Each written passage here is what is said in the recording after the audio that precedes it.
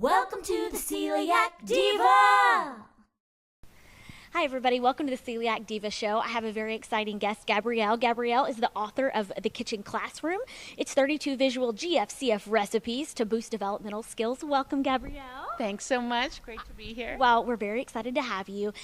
We want to get started about jumping right in about why Gabrielle wrote this book. Gabrielle has a precious 4-year-old son. Actually 8. Oh, he's 8 now. Yeah. He was 4. You grew up on me.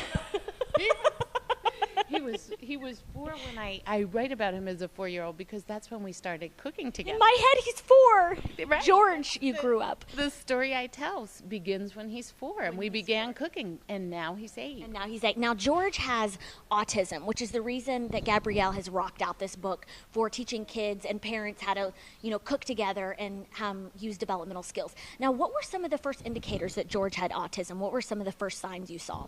Well, a lot of the typical symptoms that we associate with autism. He was slow to talk, and between ages 2 and 3, we noticed that his development wasn't keeping on par with other children his age, with other peers. We first did a hearing test because he had chronic ear infections, and our pediatrician thought it was actually a hearing issue and not autism. And so, like many parents, it took us about a year to actually formally receive the diagnosis. And how does a kid go about being diagnosed with autism? That's a great question. Fortunately, even in the time since George's diagnosis, more pediatricians are aware of the symptoms and are helping parents make that diagnosis. George was actually diagnosed by a psychologist, a neurologist can diagnose autism, or a developmental pediatrician. So it's kind of like you would maybe talk with your general practitioner about the symptoms, and they would refer you on either to a psychologist or someone else. Is that right? That's exactly it. Cool. Now, so you found out that George had autism at 4, and then you decided to go gluten-free. Why did you decide to try the gluten-free diet with him? Okay, so there are so many families who have children with autism who are on a gluten-free diet, and some who are on what's called the gluten-free, casein-free diet. Casein is, in other words, dairy-free. It's the protein that's in dairy. And we're not sure why. We don't have the research yet exactly. But many children who are on the autism spectrum have trouble digesting gluten, severe intolerance to gluten, and also to dairy. So we noticed with George when he was a toddler and, going into his 3s and 4s, that his digestive system was just not working as well as it should. And so when I did some research as a mom and came across this gluten-free, casein-free diet and heard how many children had benefits from it, I wanted to try it. And we saw some benefits right away. Really? So, yeah, that's my next question, Gabrielle. Mm-hmm. How quick did you see benefits, and what improvements did you see in George? Well, I always say this to people. You have to give the diet at least a 6-month try, right? Because as we know, it takes a while for gluten to get out of your system once it's been in there. However, for us, we saw changes within 2 weeks of the diet. The first change was George's digestive system just began to be regulated, and he wasn't constipated anymore. And having a child who's struggling to communicate and then going through constipation is terribly difficult, and you could see how distressed he was. So that was the first thing that happened, and we loved that. Within a few months, he started sleeping through the night, and before this, you can imagine a 4-year-old child not sleeping through the night, and many parents who have a child with autism struggle with that. And so those are some of the big things that we saw. And in general, he just seemed to be calmer and happier. When did you start cooking with him?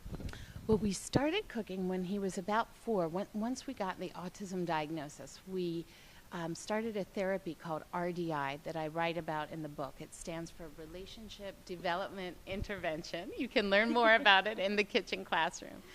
And with RDI, parents work with their children to help them with developmental milestones. So the consultant that we were working with suggested to us that we try cooking as an activity. And the first time she made this suggestion, I was so skeptical because my son's attention span was maybe about, on good days, maybe 3 minutes of like if I sat down to color with him or to, play with a toy, maybe 3 minutes. So I thought, how could we possibly cook together?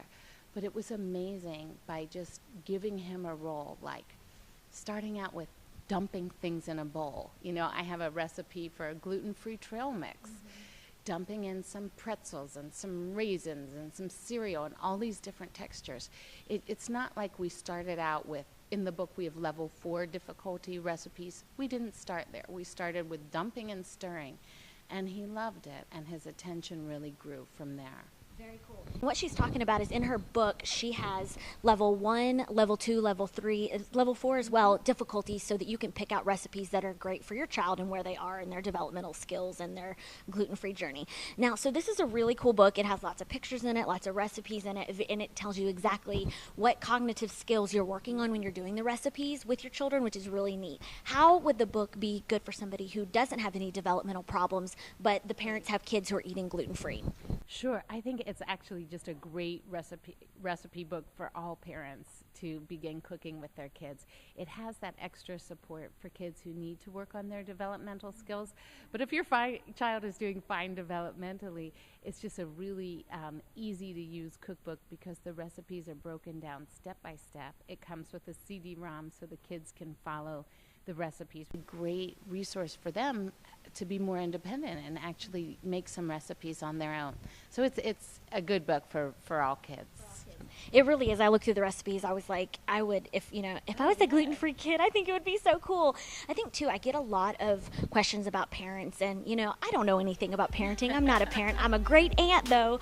But parents talk about how their kids don't like a lot of gluten-free foods. And I thought what was really cool about this book was that if you teach them how to cook, get them involved in the process, then you pass on the torch to them and you make it exciting for them, and so that they can do it for themselves. And so for me, I just like that, kind of like the light bulb went on over my head. Oh, yeah. And I just thought that was really cool. So I just want to thank you so much for talking with us today. And I'm going to put the link up to her book.